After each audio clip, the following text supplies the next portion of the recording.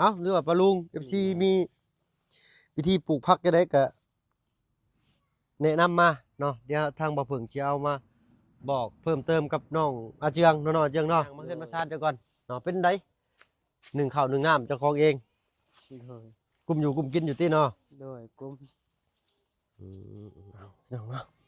ตัดภาพตัดซองมาอีกบาดนี้ก็อยู่บ้านซองอ๋อน้องอาเจืองว่าซั่นซะเนาะโอ้เราเปิดอัน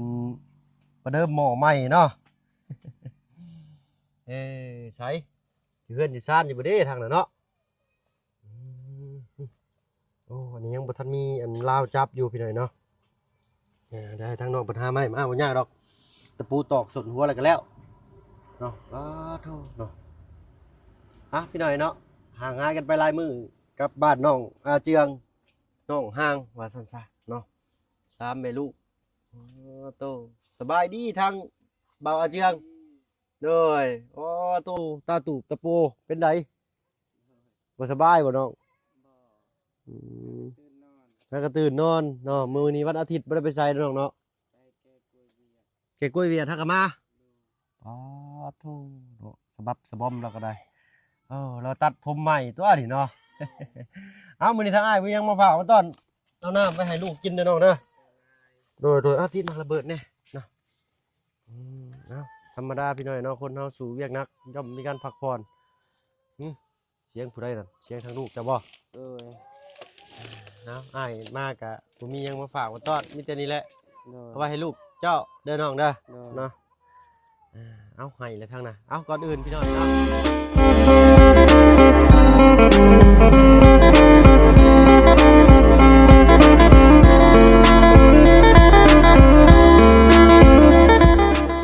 กราบทักทายเด้อพี่น้องเด้อเนาะกราบทักทายสบายดีผู้ใหญ่ใจดีแล้วก็ FC เบิดทุกท่านที่เข้ามารับมาชม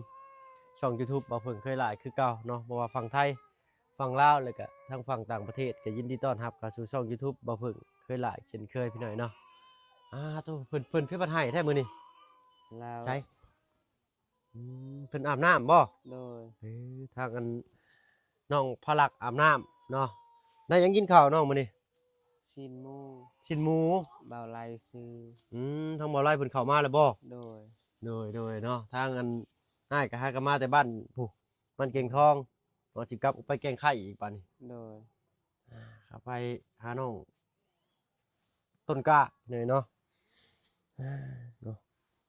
เอาแวะไปเฮือนน้องช้อนมาตะกี้กับคนเต็มตารางเฮือนอยู่เนาะทางบ่เพิ่นก็เลยบ่ได้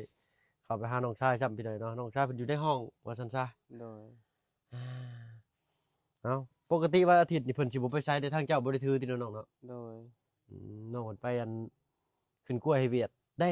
เที่ยวเท่าไรน้องขึ้นกล้วยให้เวียดนี่เที่ยว60รถ10ล้อคันใหญ่ๆอะได้บ่ไปแก่กล้วยใส่รถจักรแก่กล้วยใส่รถจักรเลาะเที่ยวละ60ใส่เทื่อละจักเครือเนาะ8เครือ8เครือโดยไปเวียดแก่ไปเวียดแก่ข้ามเวียดเลยโดยโตไปหน่อยเนาะจะใกล้เนาะแต่นี่ไปก็ประมาณ20กว่าลักเลยพี่น้องเนาะฮอดชายแดนประมาณสิ30ปลายผมจัก30 40ลักฮอดบ่น้อง30ปลายลัก30ปลายลัก30ปลายเนาะแต่บ้านเจ้าไปหาบ่อนขายกล้วยใช้ผักหญ้าคาหุ่นปลูกก็ฮอดใช้เลยน้องพาอ้ายไปเบิ่งเลยเนาะ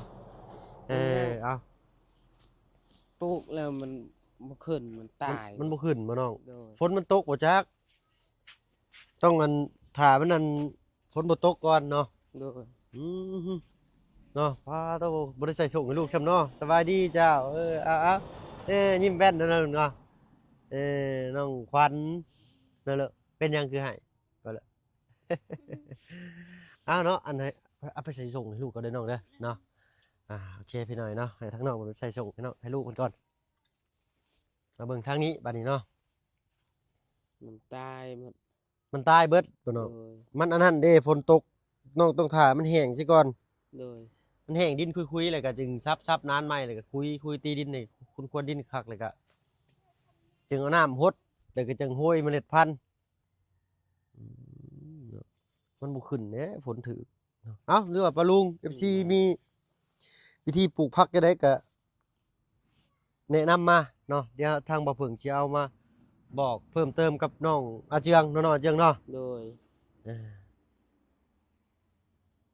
ปากเว้ากับบ่เฒ่าตาเห็น10ตาเห็นยังบ่เซามือค้ำพี่น้อยเนาะแม่นบ่น้องอาเจียง โดย เขาต้องลองเนาะอันนี้ต้นลิ้นมังกรพี่น้อยเนาะทางน้องเพิ่นปลูกรอบบ้านเลยดีต้นนี่ก็ถือว่าดีเนาะต้นสิริมงคลอยู่เนาะมันยังเข้าตาข่อยแล้วบัดนี้โตเนาะต้นกล้วยมันบ่ได้ตายเด้นี่น้องเนาะ โดย มันแทงหน่อขึ้นมาใหม่ตลอดแม่นบ่ โดย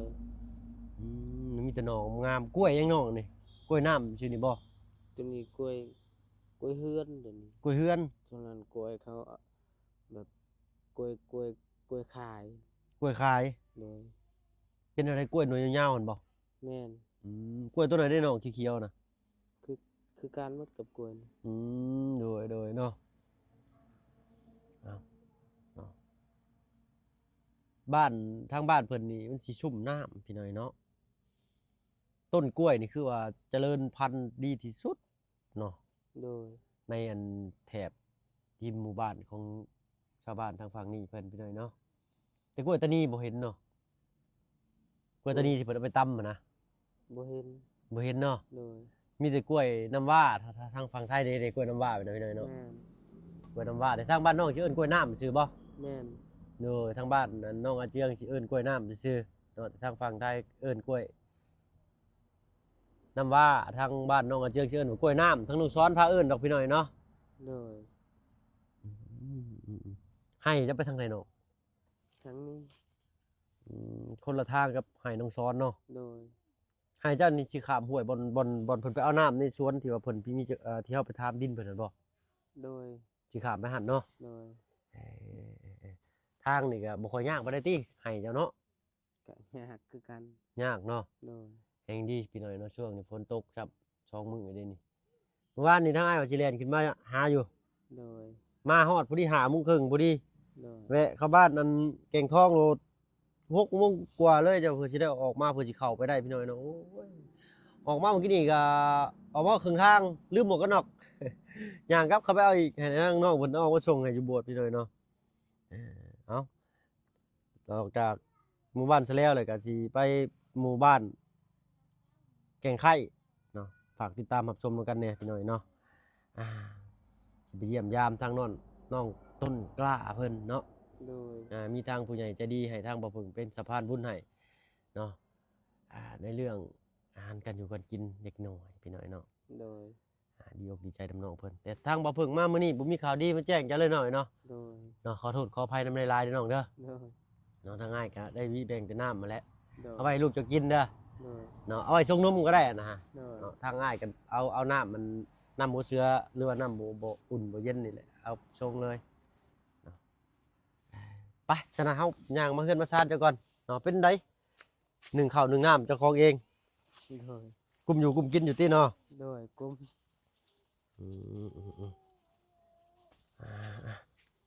กระสอบกระซามเรียบร้อยใช่เรียบร้อยเนาะ โดย ขวดน้ำมันพี่น้อยนะเพิ่นตรงน้ำฝนบ่น้องอันนี้ แม่น น้องพาลากพี่น้อยเนาะนั่งตะเมาะตะเมะอยู่แท้อยู่มั้ยลูกฮะฉันเป็นคนหูสัมบัตินี่บ่ลูกฮะป้อนข้าวเพิ่นแล้วบ่ล่ะ ก่อนแล้ว เพิ่นกินหลายอยู่บ่กินหลายอยู่เนาะพลักเอ้ยพลักเนี่ยนะยิ้มหวานมาหนึ่งยิ้มลอยๆปลาลุงเบิ่งไว้อย่าดี เอาน้องเพิ่นมีควันอยู่ในผากพี่น้อยเนาะเอามื้อนี้ก็มีทางเบาไล่เพิ่นเข้ามาเนาะ โดย ทางทีมงานเฮามีแต่เบาไล่เลยเนาะเข้ามามื้อนี้เนาะ โดย เพราะว่าทางทีมงานเราเดินทางกลับบ้านเนาะไปเกี่ยวข้าวเกี่ยวน้ำแน่เกี่ยวข้าวก็สำหรับบ่ได้เกี่ยวพี่น้อยเนาะฝนตกถ้าเฮาเกี่ยวลงไปแล้วเฮงเก็บเกี่ยวยากเฮงเก็บกู้ยากข้าวเนาะให้เพิ่นแห้งยืนต้นจึงเกี่ยวนั่นสบายเนาะ โดย นั่นน่ะเอาลูกท ตาแป้วน้ำลายเฮ้ยอยู่เนาะข้าวเด้อพี่น้อยเนาะได้ล่ะอันทางน้องควันเพิ่นน้องห้างเนาะชื่อเพิ่นน้องห้างบ่คือน้องห้าง น้องหาง ห้าง โดย ฮอนูฮูกฮออ่างห้างเด้อพี่น้องเด้อเนาะบ่แม่นน้องห้างเด้ไผเด้พาเขาเอิ้นน้องห้างเนาะน้องห้างว่าซั่นซะเนาะอ้าวเบาเพิ่งเอิ้นผิดมาตลอดก็กราบขอโทษขออภัยนำหลายๆนั่นแหละทางอันพ่อเจ้าบ่ได้มาเบิ่งอีกบ่เนาะ พูดเข้า เพิ่นทูดเข้าใกล้แน่เนาะเพิ่นก็เดินทางลำบากซ้ำหน้าฝนครับทางน้องอาเจืองนี่ซะบ่ได้ไปฮูดเข้าบ่ พูด ได้จักสอบเลยปีนี้ ปีนี้ เด้อ ยังบ่แล้วพูดจักได้5กระฮูบวาน น่าก็ฮูดเมื่อวานนี้ โดย โอ้เนาะนั่นแหละแล้วเนมเบิ่งถากกะลีได้น้องพาลักยังเด้เพิ่นเว้ายังกันเด้เนาะเพิ่นว่านะ เออเนอะยิ้มรอๆวันหนึงยิ้มวันหนึงจะยิ้มข้างเดียวติเฮ้ย เออเนาะเพิ่นให้ดุอยู่บ่น้องเดี๋ยวนี้ บ่ บ่ค่อยให้เลยเนาะ โดย งั้นแหละถ้าว่าเนาะในท้องเพิ่นมีข้าวกินนมไปตรงเวลานั้นเพิ่นก็สิบ่ให้จังซี่เลยเด็กน้อยอายุประมาณส่ำนี้นั่นแหละถ้าสิให้ตอนก่อนนอน ประมาณนั้นเด็กน้อยถ้าว่าเพิ่นกินอิ่มนอนหลับเพิ่นเพิ่นกินอิ่มไปกินนมเลยเพิ่นบ่สอเฮาดอกเนาะถ้าให้เพิ่นนอนถ้าบ่ให้เพิ่นนอนนี่ให้เอออันเด้ขับรถบ่ลูก มัน ขับเครื่องบินบ่ ตลอดเลยมันเฮ็ดรถ ขับตลอดเลยเด็กน้อยก็ยังเด็ดนิดหน่อยเนาะไข่ได้ซะน้องเบิดได้บ่ ยัง2หน่วย ยัง2หน่วยเนาะตั้งแต่ชื่อมาให้พุ่นบ่ โดย อ๋อเป็นอาทิตย์แต่บ่พี่น้อยเนาะอ้าวเนาะวิธีอันป้อนข้าวกับไข่ลูกนี่มีข้าวเจ้าบ่ข้าวเจ้าก็มีเดี๋ยวกันไปเลยเนาะถ้าว่ามีข้าวเจ้าเป็นทุงเลยเจ้าสิหนึ่งเป็นบ่ใส่หม้อธรรมดานี่ ได้อยู่ เอาใส่หม้อข้างไฟนี่ได้ โดย จะเฮ็ดเป็นบ่น้องเจียง เป็น โอ้ทางผู้เมียเป็นบ่ เมียเว้น เมียบ่เป็นเนาะ เอ เนาะเฮ็ดกินเป็นบ่น้องเจียงจ้ะ เฮ็ดกินก็เป็น โอ้เก่งเนาะปรับบัก10เลยเดี๋ยวนี้ โดย เอาเนาะโอ้ยถึกใจหลายพี่หน่อยเนาะทางน้องอาเจียงมันเฮ็ดกินก็เป็นเนาะอ้ายเนาะคือกันกับซุมอ้ายเนาะซุมอ้ายก็มักเฮ็ดกิน โดย เนาะถ้าว่ามีเวลาเนาะเฮ็ดกินนี่โอ้อ้ายก็มักผู้หนึงเลยปะเนาะ โดย ลุงเฮิมก็คือกันเนาะฮู้จักอยู่บ่ลุงเฮิม จัก คนนั้นเสียงดังๆตัวใหญ่ขาวๆเด้ ฮู้ เนาะ วานนี่ก็ลาวเข้ามาหา ทางลุงเฮิมเพิ่นเข้ามาอยู่เนาะ โดยลาวซื้อให้ลาบ ชื่อลาบมาสู่กิน โดย โดยเนาะเอาเนาะอีกบ่กี่มื้อดอกเนาะน่าสิมื้ออื่นทางทีมงานเนาะก็สิได้หลั่งไหลขึ้นมาเต้าพระโฮมเนาะแต่ทางลุงกับทางบุญบ่าวบุญสารวัตรนี่น่าสิวันที่4วันที่5พุ่นแหละพี่น้องฟังเบิ่งเนาะฟ้าลมฝนตกหรือใดเนาะ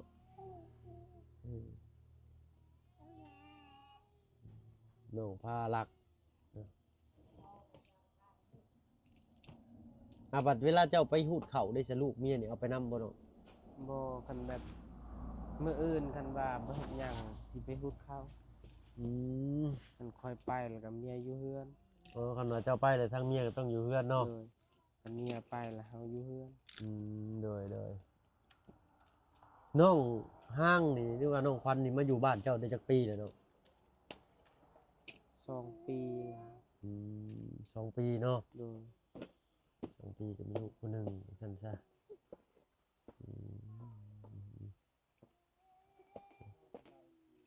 นั่นคนตกแล้วบัดตานี้แล้วกันค่อยไปแนวใดมาแนวใดบัดนี่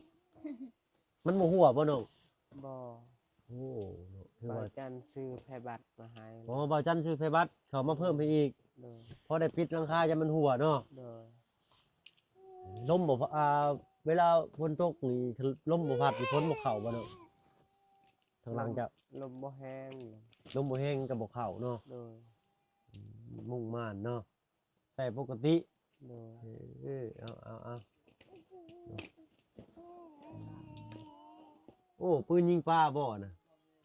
ยิงนู เออ นาเฮ็ดนา อืมมันนี่บ่จะไปหาหนูหาหยังนี่ กะหากะเฮ็ด หาเฮ็ดยังบ่ได้ไปอีกเทื่อ โดย ดำปลาเจ้าก็ไปอยู่บ่ดอก ไป ไปในเซนี่บ่ เงิน เซยังก็เพิ่นเอิ้น สีบันดง เซบันดง โดย อืมบ่ย่านบ่ลงไปกลางค่ำกลางคืนแบบน้ำนี่จ้ะ หลายคนไป อืมได้ไปหลายคนนี่ก็บ่ย่านเนาะ โดย โอ้ยอยากเปิดประสบการณ์ใหม่ในชีวิตสักครั้งหนึงพี่น้องเนาะไปดำปลาบ่เพิ่นก็ได้เนาะจะพบจะพ่ออยู่ทั้งน้องซ้อนเพิ่นก็ไปอยู่เด้ล่ะ ไป เจ้าก็ได้ไปพร้อมกับน้องซ้อนอยู่บ่ ไปเวลาไปดำป่ากะไปกับซอน อืม ไปหาจุงกัน หาจุงกันก็คือหารวมกัน โดย หาจุงกันเนาะ โดย ทางเพิ่นทางน้องอาเจืองกับน้องซ้อนนี่สิหามารวมกันได้หน่อยได้หลายก็มาแบ่งคนครึ่ง แม่ เนาะจังซั่นเนาะ โดย หาจุงกันเนาะเอาเนาะแต่กระทั่งอ้ายเจะได้ซะทั้งเมียเพิ่นบ่ได้มาเลยบ่ บ่ เมียเพิ่นบ้านใดเนาะ พลองใน บ้านพะลองใน โดย จักปีเลยอ้ายเจ้า มัน21 ปี เจ้าเอ็ด โดย เจ้า18 โดย เนาะอ้ายเจะได้ลูกจักคนเลยเนาะ คนหนึง หน่อยเนาะเท่านั้นเนี่ยเมียถิ่มเพื่อนเราอยู่ใช้สนุก เงินเล่าหลัง ทางใกล้ๆนี่บ่ โดย มื้อนั้นก็คือเห็นทางเมียเราผ่านตาอยู่แป๊บๆหนึงพี่น้อยเนาะหากก็บ่ได้เอะใจว่าเป็นญาติพี่น้องเพิ่นอยู่ในใดเนาะทางอันอ้ายเจ้าน่ะชื่อว่าอะไรเนาะจ้ะ เมือง บ่าวเมือง โดย อ๋อบ่าวเมืองปุ๊บแล้วก็ได้เจ้าออกมาก็ชื่ออาเจืองต่อ โดย แล้วก็มีไผอีกบาดนี้ต่อจากเจ้า สุข ผู้ชายบ่ โดย ใครอยู่พี่น้อยเนาะเมืองแล้วก็อาเจือง โดย ครอบครัวเป็นครอบครัวใหญ่พี่น้อยเนาะฟ้าลมฝนตกเลยว่าตอนนี้มีแต่เบิ่งลูกเบิ่งเต้าเด้อน้องเด้อ โดย เนาะบ่พาเพิ่นออกไปตากฝนในเวลาเด็กน้อยเพิ่นเป็นไข้เป็นหนาวเป็นหวัดเป็นไอนี่โอ้ยลำบากพี่น้อยเนาะนั่นแหละแกน่ะเนาะแม่นเนาะ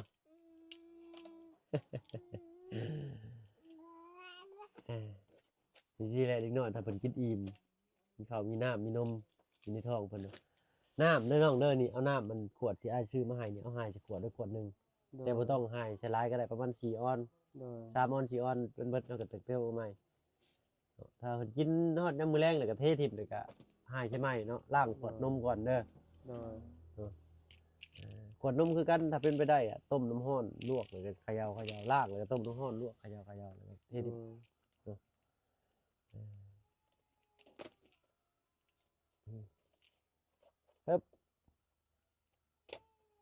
แล้วสิเก่งคือพอแล้วเราใหญ่มานี่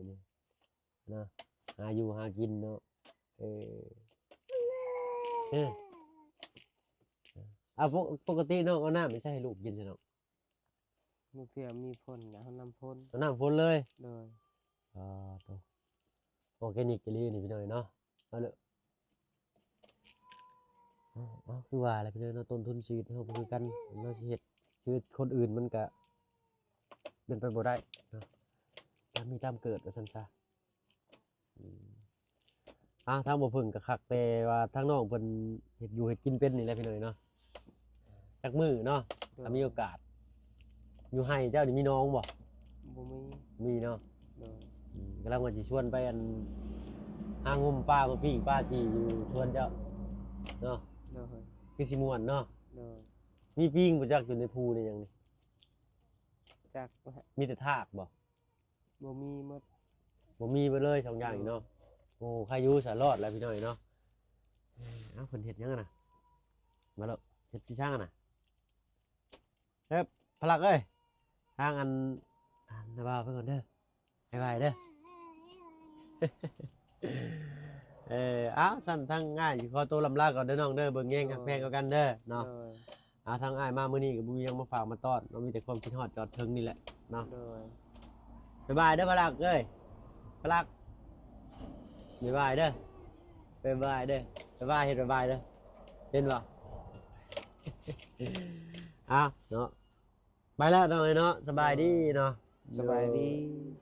ไปทางงานไอ้ายก็สิลงเมื่อทางนครเนาะฝนฟ้าฝนสิตก